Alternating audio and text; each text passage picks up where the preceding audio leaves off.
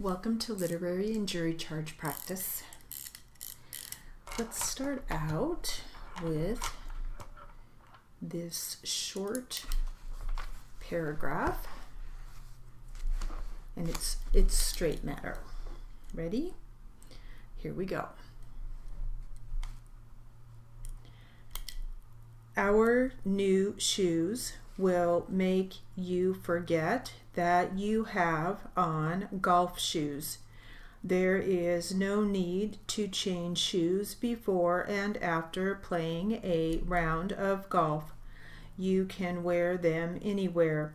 There are no sharp points to rip up floors and carpets. The rubber spikes on our shoes are designed to have 10 times the amount of gripping power that ordinary steel spikes have. They give you sure footing on any kind of surface, and they don't dig up the greens. The grips are placed in such a way that you get real hitting power on both the tee and the fairway. The outer ring of grips has a slight angle so that your feet will hold firm when you are making your swing. Our shoes have over 150 individual grips that will keep you from slipping even on the wettest course or the steepest hillside.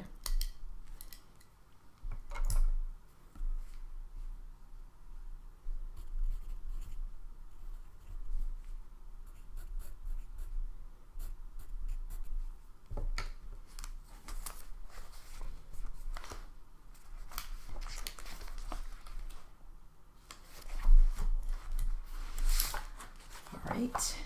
Let's try some jury charge.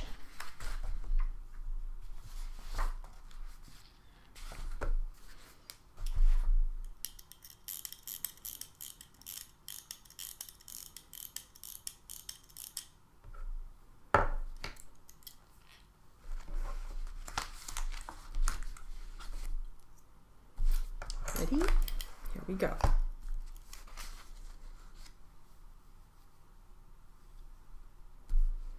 We are going to do the following now. We are going to take a recess. Maybe I'm going to read you some instructions first to get that out of the way. Remember, I told you about how you follow the law by the instructions that I give you. And let me start off by explaining some things. This is Volume 1 of what is called Judicial Council of California Criminal Jury Instructions. We call it CalCrim. So Volume 1 is going to be the first thing I'm going to read out of. But just about all of the instructions, usually all of the instructions that you receive are going to be pre-printed in these books. So I don't just make this up as I go along. The instructions are intended to be a statement in layman's terms of something that everyone can understand, whether they have any formal training or not. So here are the I call them orientation instructions. The trial will now proceed as follows. The people may present an opening statement, and I'm sure they will. The defense is not required to present an opening statement, but if it chooses to do so, it may give it either after the people's opening statement or at the beginning of the defense case. The purpose of an opening statement is to give you an overview of what the attorneys expect the evidence will show. Next, the people will offer their evidence. Evidence usually includes witness testimony and exhibits. After the people have presented their evidence, the defense may also present evidence, but it is not required to do so. Because he is presumed innocent, the defendant does not have to prove to you that he is not guilty. After you have heard all the evidence and before the attorneys give their final arguments, I will instruct you on the law that applies to the case. After you heard the arguments and instructions, you will go to the jury room to deliberate. Our system of justice requires that trials be conducted in open court with the parties presenting evidence and the judge deciding the law that applies to the case. It is unfair to the parties if you receive additional information from any source other than that, because that information may be unreliable, irrelevant, and the parties will not have had the opportunity to examine or respond to it.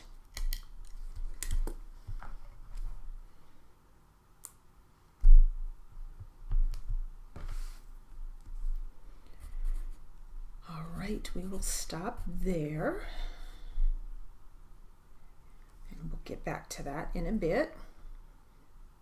Let's see.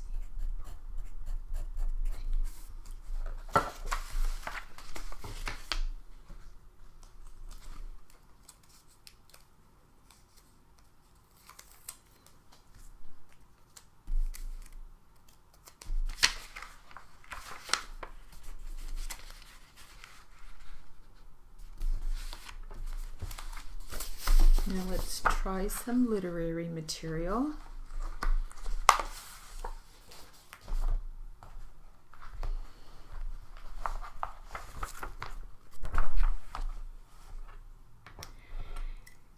And this is called Reflections on My Career. Ready? Here we go. Driving my car the other day here in Seattle, it occurred to me that I had graduated from Kenosha Technical Institute in Kenosha, Wisconsin, as it was called then, 40 years ago in June 1973, with an associate degree in court and conference reporting. I'd like to tell you what that education has meant in my life. I come from a blue-collar family with 5 siblings, so college was never a possibility for me. But I definitely knew I didn't want to be a waitress the rest of my life in the small town of East Troy. So I flipped through the KTI programs book. I can still recall the picture of the young lady sitting at the steno machine. I had zero knowledge about it, but I signed up. Getting through 2 years of school was the toughest thing I ever did, especially getting my speed up to where I could keep up with someone talking. And I got whipped into shape with my math, anatomy, business law, and philosophy, which I didn't like. Back then, tuition was free. I only needed to buy books and get myself to school the hour each way, rain, snow, or shine, in my little Volkswagen Beetle. Of course, everything has changed since then. There's no more carbon paper or whiteout. It's gone from typing to real time on a computer. I started out my career filling in at court in Waukesha County, including the awful day when 2 people were murdered in the next courtroom. I freelanced in the Walworth, Kenosha, Racine County area for many years and then moved to Seattle in 2001.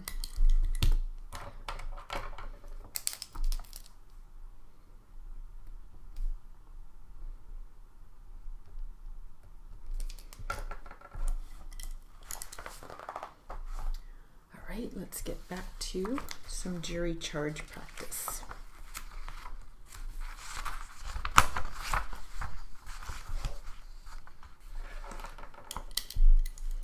Ready?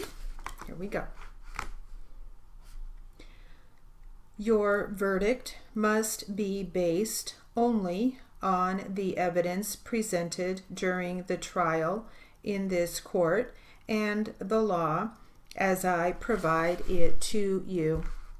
During the trial, do not talk about the case or about any of the people or any subject involved in the case with anyone, not even your family, friends, or spiritual advisors. Do not share information about the case in writing, by email, by telephone, on the internet, or by any other means of communication. You must not talk about these things with other jurors either until you begin deliberating. As jurors, you may discuss the case together only after all the evidence has been presented. The attorneys have completed their arguments, and I've instructed you on the law. After I tell you to begin your deliberations, you may discuss the case only in the jury room and only when all jurors are present. You must not allow anything that happens outside of the courtroom to affect your decision.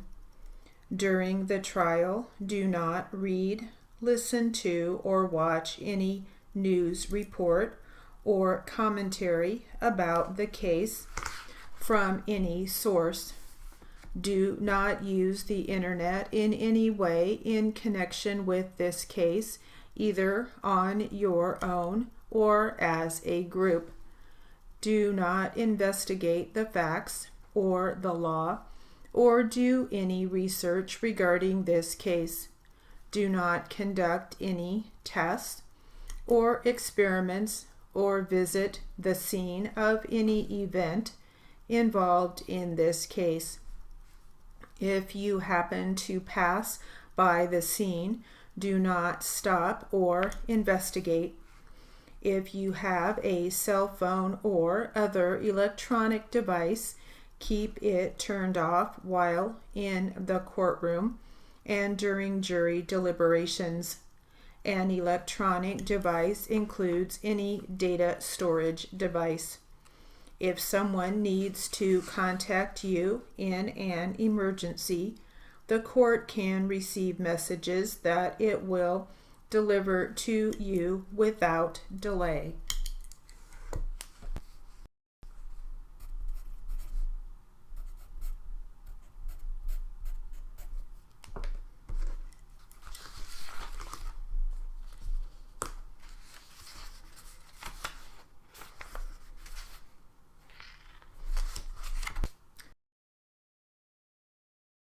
All right, let's get back to reflections on my career.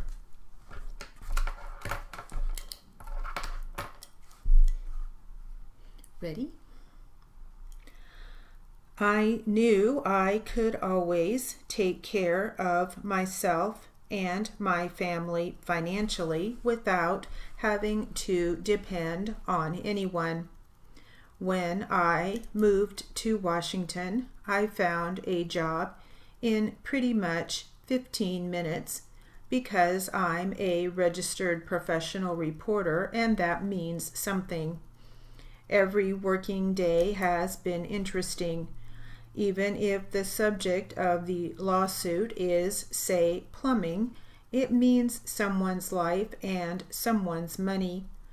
I haven't had a 9-to-5 job in decades. I answer to no one since I'm incorporated as my own company. Some testimony has been challenging, and I've heard terminology on everything from toxicology to blood splatter science. I'll do research for my transcripts until it's absolutely correct. The highlight here in Washington was the occasion when I did real time before the Washington State Legislature on huge screens around the room on hearing impairment issues. And now I'm on the cusp of retirement. I don't know who said that if you have a job you love, you never work a day in, and that's very true for me. I haven't worked since 1973.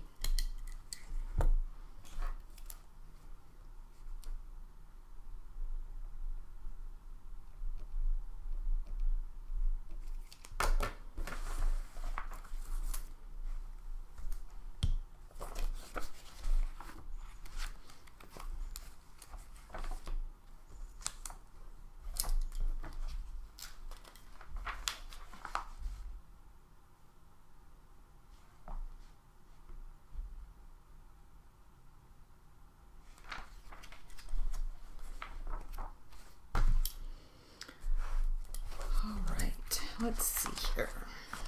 Let's try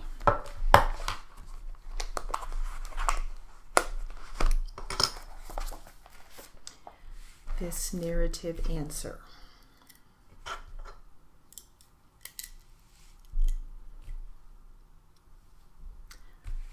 Ready? Here we go.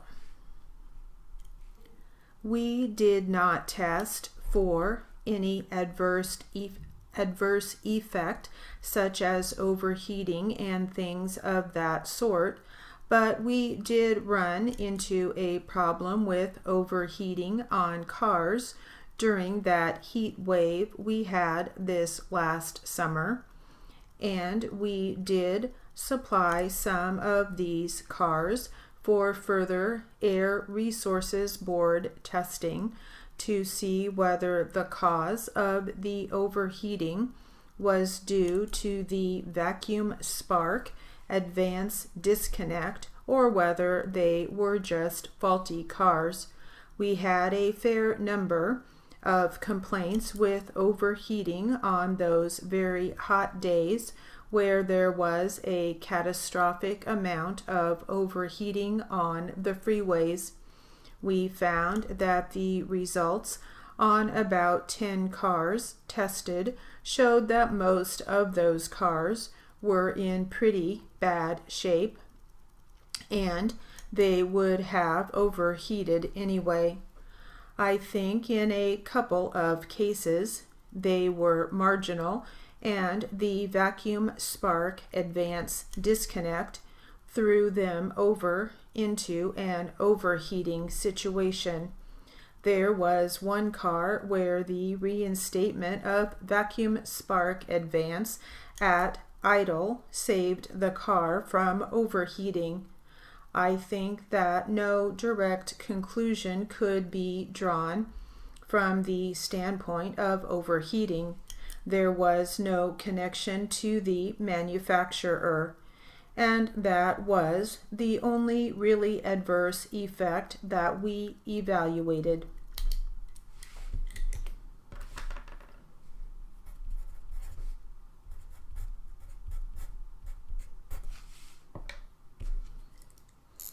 All right, that will conclude our literary and jury charge practice.